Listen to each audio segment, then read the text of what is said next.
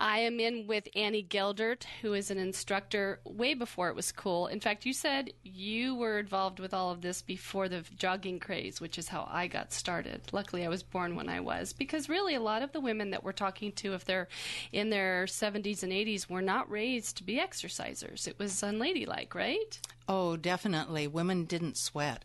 And we didn't sweat. We didn't sweat. Okay. So therefore you couldn't run because you couldn't sweat.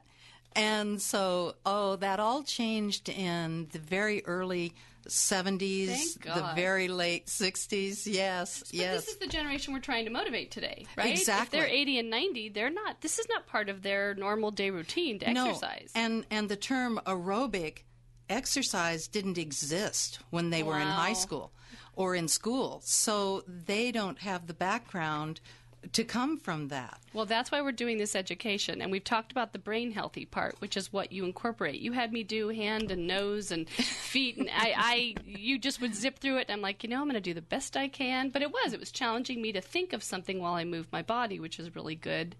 But we were talking about procrastination. How do people normally start taking a class if they've put it off?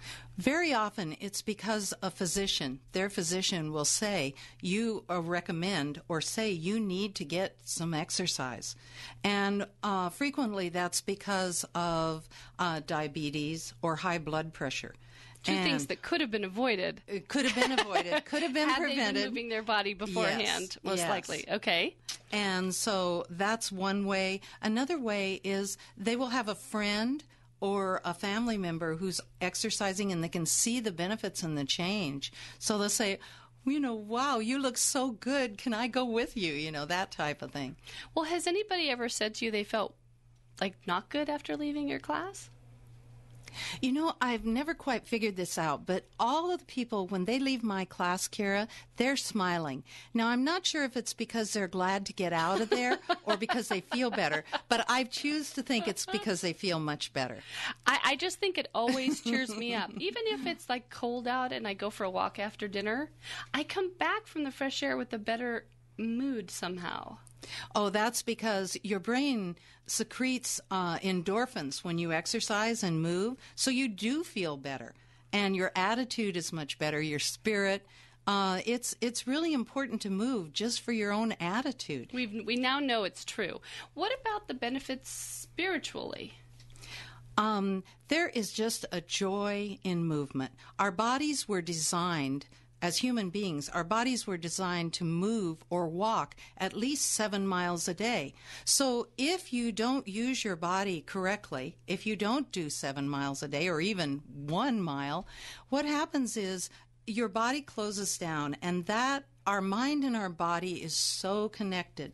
So it's really important to your attitude and to your spirit to exercise. In my classes, we say positive affirmations. I noticed that. That was really lovely. Yeah, I read in the PD there's this guy named George Griot. He was trim and handsome in the photo, and it said he was 101 years old. And he was explaining his daily routine. He says, I get up at 7, have breakfast. He gets up at 7, people. Mike, are you getting up at 7 a.m. when you're retired and you're 100? Anyway, he says, and I pick out a job, raking, spraying for weeds with Roundup. And then he says, I don't do too much spraying. I used to pull and cut the weeds. So he's had to modify. I do some wood cutting, small limbs. I do it by hand for exercise. I pick up ordinary, simple things to do just to keep busy. I keep moving around doing something. And I thought, there you go. He's 101 and he's still giving himself physical stuff to do because he gets it. That's how you get to be a healthy 101-year-old. Absolutely. And that's what I want. I want to avoid disease. I want to do well. You have a lot of things offered at senior centers in terms of classes. If people don't want to just walk around the block themselves or ride on a bike, they can join. It's easy to do here. Right. And most of our cities have senior centers. Right. And there are either free or low-cost classes you can join in. And there's a variety. There's all types. There's of yoga, meditation, Tai Chi, exercise classes, brain healthy classes. And so it's really simple and very cost effective to do that. So if and if you're intimidated by that, grab a friend and, walk down to your senior center. Many of them are located in residential areas. Right, right. The amount that we should do in terms of exercise is how much? We have a minimum amount that, and also what the Medical Association is recommending is that we work at least 3 to 4 times a week. Okay. We work for at least 30 to 50 minutes, and that we work at moderate exercise pace. And this is the main for physical fitness, but also for brain healthy. This is a recommendation. And brisk walking would do it, but it has to be fairly brisk. So if I pass somebody who's just dawdling along and I ask them to pick up the pace, that's still rude, though, right?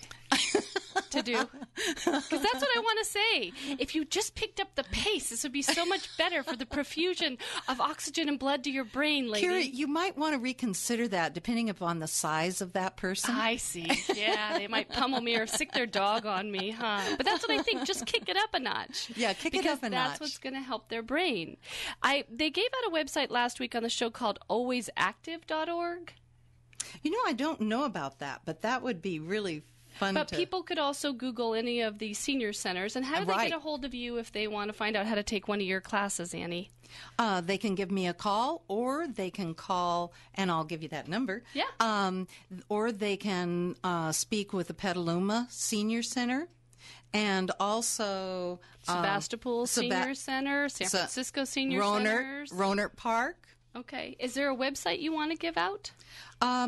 Yeah, I have you can use my website, or my email anyway, and it is Jiminy. It's JIMANNEE